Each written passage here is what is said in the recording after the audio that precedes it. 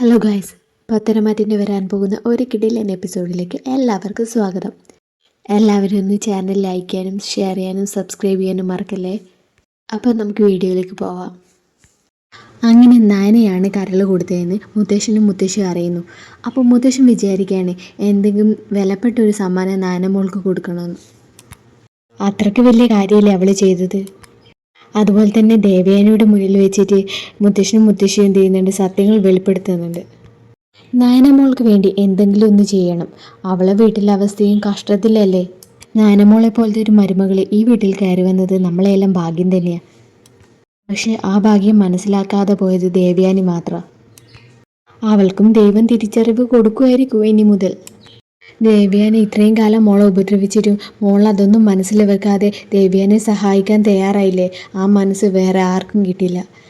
ദേവയാനിക്ക് മാത്രമല്ല അവൾ നന്മ ചെയ്തിരിക്കുന്നത്.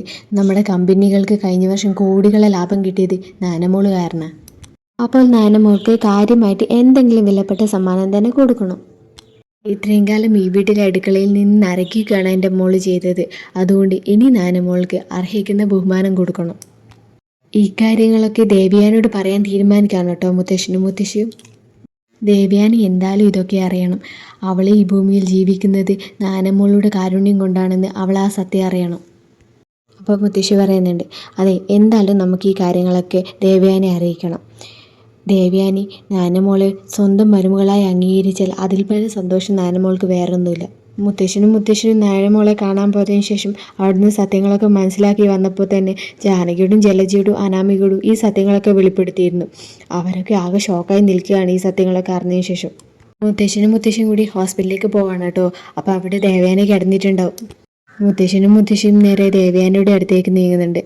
അപ്പോൾ ദേവയാനി പറയുന്നുണ്ട്, അച്ഛനും അമ്മയും ഇത്ര ദിവസം കാണാതിരുന്നപ്പോൾ ഞാൻ കരുതി ഇനി വരില്ല എന്ന്. കരുതിക്കൂട്ടി വരാഞ്ഞിട്ട് തന്നെയാണ് സുഖമില്ലാതെ കിടക്കുന്നിടക്ക് അധികം വരണ്ടെന്ന് ആദർശമോന പറഞ്ഞത്.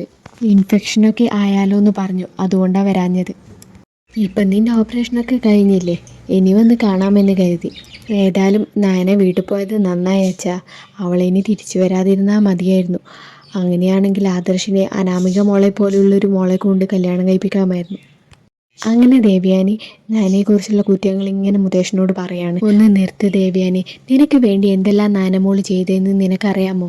ദേവയാനി, നിനക്കറിയാമോ നീ ഈ ഭൂമിയിൽ ഇപ്പോൾ ജീവിക്കുന്നതിൻ്റെ കാരണം തന്നെ നയനമോളാണ്. ഓ പിന്നെ ഞാൻ ജീവനോടെ ഇരിക്കുന്നതിൻ്റെ കാരണം നയനയാണെന്നോന്നോ അച്ഛൻ പറയുന്നത്?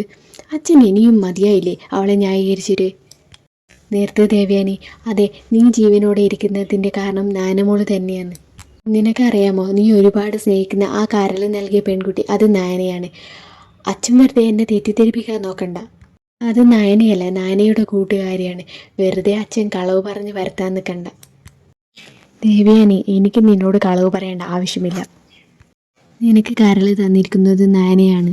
നയന അവളെ വീട്ടിൽ പോയി നിൽക്കുന്നത് സർജറി കഴിഞ്ഞതിൻ്റെ റെസ്റ്റ് എടുക്കാൻ വേണ്ടിയിട്ടാണ്.